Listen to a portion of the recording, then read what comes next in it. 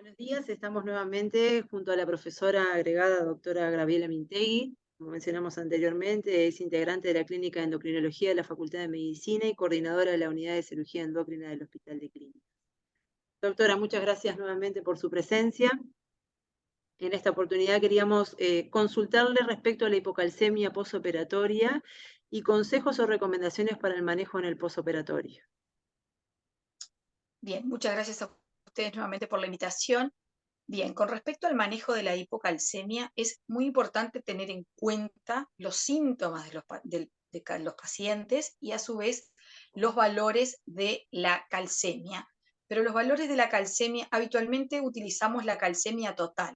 ¿Por qué la calcemia total frente al calcio iónico? Hay varias guías que hablan del calcio iónico. El problema que tiene el calcio iónico son todas las variables preanalíticas. Es un examen que requiere un manejo muy estricto de la preanalítica que llega al laboratorio, de cómo llega la sangre, del pH, de cómo se saca la sangre, del ángulo que se forma en la caída de la sangre cuando ingresa al tubo. Todo eso para que sea confiable el calcio iónico.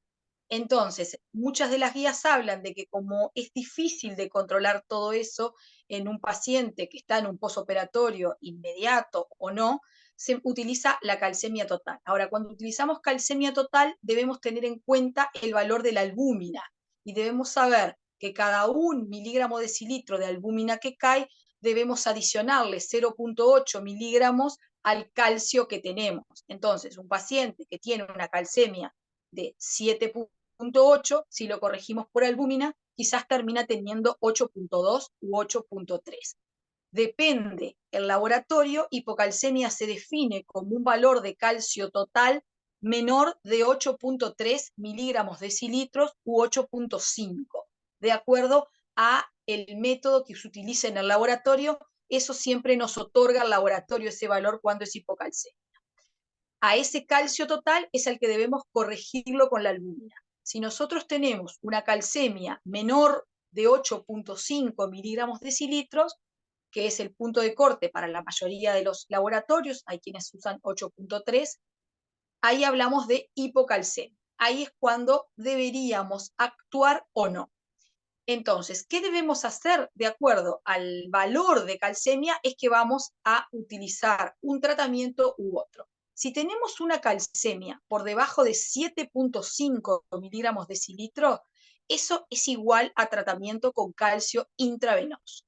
Si tenemos un paciente que está con tetania, que es un signo que se busca, si tiene tetania, elementos sugestivos de tetania es la mano que, en lo que se llama como de partera, en la cual no se puede mover, si tiene parestesias alrededor de la boca, peribucales, en manos, en pie, si el paciente tiene calambres que lo aquejan durante mucho rato, eso puede ser un síntoma sugestivo de hipocalcemia. ¿Qué deberíamos hacer? Bueno, el primer elemento es buscar el signo de Trousseau.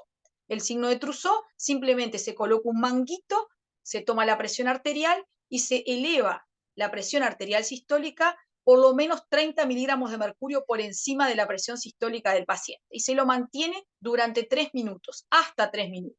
Y lo que se trata de lograr es la compresión carpopedial, produce la disminución del flujo a nivel de la parte del miembro superior y a su vez la compresión nerviosa. Si el paciente padece una hipocalcemia en sangre, se va a manifestar justamente con lo que se llama la mano de partera que no se puede separar.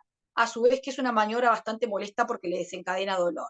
Eso se hace durante 3 minutos si no aparece. Si aparece en el primer minuto, obviamente se interrumpe y no se hace más. Eso es un elemento de hipocalcemia aguda. Ese paciente que tiene un signo de Trousseau positivo debe ser tratado con calcio intravenoso.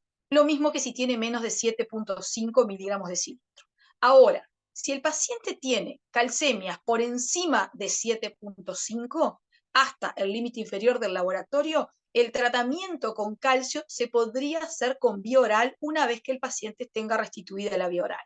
Es un hecho muy común que a cada paciente que realizan una tiroidectomía se le dé calcio intravenoso y se lo envíen a sala. Eso no es lo adecuado. ¿Por qué? Porque durante el acto quirúrgico, como ustedes bien saben, se pueden atontar las glándulas paratiroides, y si nosotros al paciente le damos calcio intravenoso de entrada, no permitimos que el descenso de la calcemia estimule esas paratiroides y de esa manera pueda corregir o pueda salir las paratiroides, ese atontamiento, generando la producción de PTH. Entonces, lo que las pautas plantean es que durante las primeras 48 a 72 horas, que es cuando más hay riesgo de hipocalcemia aguda, el paciente se controle.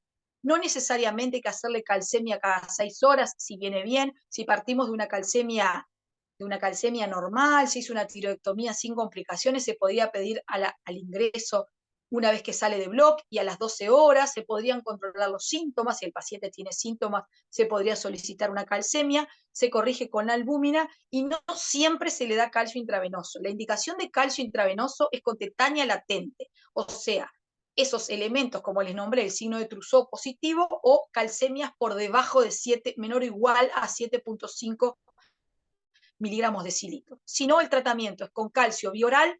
Lo basal es 1,5 gramos de calcio, 3 comprimidos de 500 miligramos de carbonato o de citrato, y calcitriol, que es la vitamina D activa.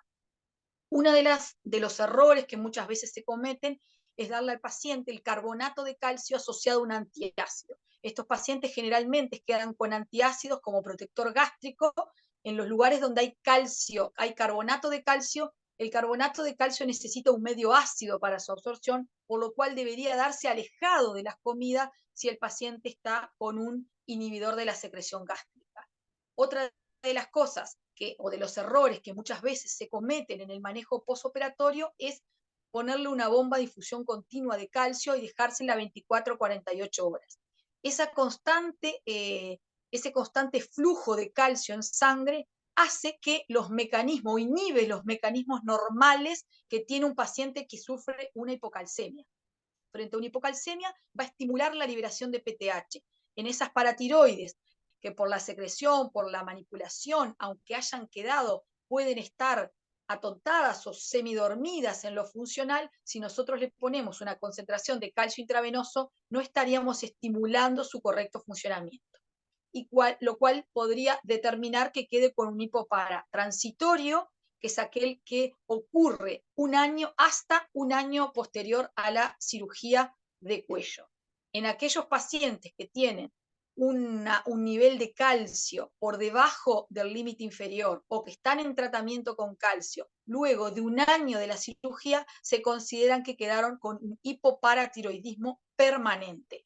Hay excepciones de pacientes que recuperan la funcionalidad de las paratiroides luego del año, pero si están hasta el año se considera que puede ser transitorio, y ese paciente debe ser seguido con calcemia y controlado con el especialista indicado. Muy bien, muchas gracias, doctora. Ha sido un placer contar con su experiencia y su participación en este curso. Muchas gracias a ustedes. Estén bien.